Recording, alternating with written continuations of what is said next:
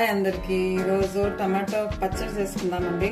ఎండతో పని లేకుండా చాలా ఈజీగా అయిపోయే పచ్చడి చూపిస్తాను నేను. టమాటో పచ్చడి కేజీ టమాటోస్ తీసుకున్నాను. ఇలా 4గా కట్ చేసుకోవాలి. టమాటోస్ అన్ని ఇలా 4గా కట్ చేసుకున్నాను. టమాటోస్ అసలు తడి లేకుండా మంచిగా ఆరబెట్టి కట్ చేసుకోవాలండి. పచ్చడి చేసేటప్పుడు మనం ఏ తడి కూడా ఉండకూడదు. మంచిగా ఆరబెట్టేసి తడి లేకుండా తుడిచేసుకుని ఆరబెట్టి టమాటో కట్ చేసానండి. ఇక్కడ కడాయి తీసుకున్నాం. కడాయిలో కొంచెం ఆయిల్ వేసాను. ఇప్పుడు ఈ టమాటోస్ మనం కడాయిలో వేస్తున్నాం.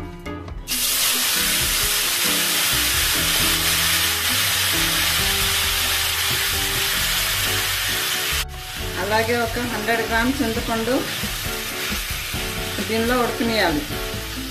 టమాటోస్తో పాటు చింతపండు కూడా ఉడకాలి. మూత పెట్టకుండా మీడియం ఫ్లేమ్లో ఉడకనివ్వాలి. టమాటోస్ మధ్య మధ్యలో కలుపుతూ ఉండాలి, మాడకుండా. ఆయిల్ ఎందుకు వేసామంటే మాడకుండా ఉండటానికి ఆయిల్ వేసాను. ఇప్పుడు కలుపుతూ ఫ్రై చేసుకోవాలి టమాటోస్ని. ఎందుకంటే ఇలా మధ్య మధ్యలో కలుపుతూ ఉడికించుకోవాలండి టమాటోస్ని. ఇంకా మెత్తపడాలి టమాటోస్. దీనిలో 1/2 టీ స్పూన్ పసుపు వేస్తున్నాను. మొత్తం ఎగిరిపోయిందండి టమాటోస్. మొత్తం స్టవ్ ఆఫ్ చేసాను. ఇప్పుడు చల్లగా అయినాక వేరే ప్రాసెస్ చేసుకుందాం. ఇప్పుడు ఇలా నీళ్ళు మొత్తం ఎగిరిపోయే వరకు ఫ్రై చేసుకోవాలండి. టమాటోస్ని మాడకుండా ఫ్రై చేసుకోవాలి. ప్యాన్ తీసుకున్నాను. ప్యాన్లో కడాయి పెట్టాను. ఇక్కడ 1/2 టీ స్పూన్ మెంతులు తీసుకున్నాండి. డ్రై రోస్ట్ చేసుకోవాలి మెంతులు. అలాగే 1 స్పూన్ ఆవాలు, ఇంకా 1 స్పూన్ జీలకర్ర మొత్తం ఫ్రై చేసుకోవాలి. ఇక ఫ్రై అయినాయండి, డ్రై రోస్ట్ అయినాయి. ఇప్పుడు చల్లగా అయినాక గ్రైండ్ చేసుకోవాలి. మనం వేయించాం కదా ఆవాలు, జీలకర్ర, మెంతులు, ఇది గ్రైండ్ చేసుకోవాలండి. ఇప్పుడు దీనిలో మనం వేయించుకున్న టమాటోస్ వేసుకుందాం. ఉడకబెట్టుకున్న టమాటోస్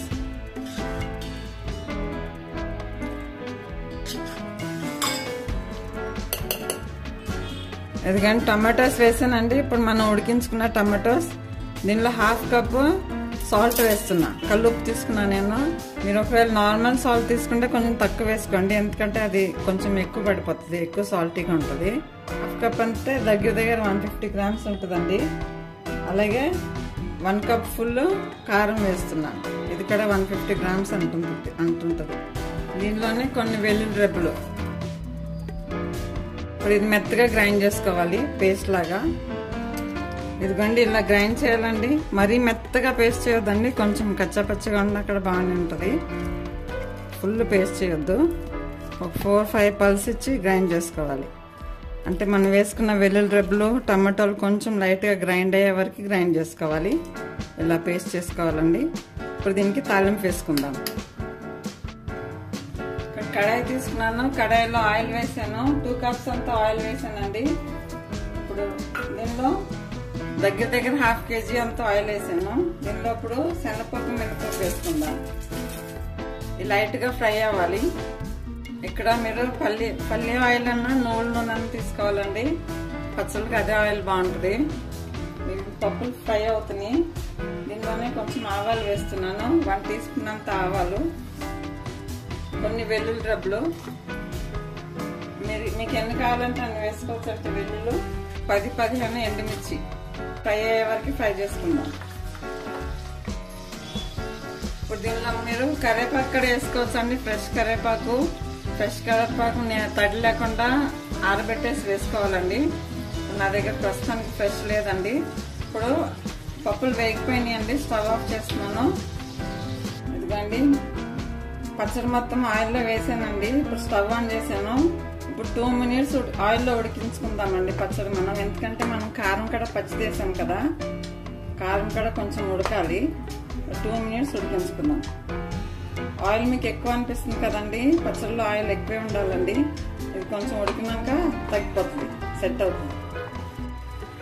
అంతేనండి, రెడీ అయిపోయిందండి మన పచ్చడి. టమాటో పచ్చడి చాలా టేస్టీగా ఉందండి. స్టవ్ ఆఫ్ చేస్తున్నాను.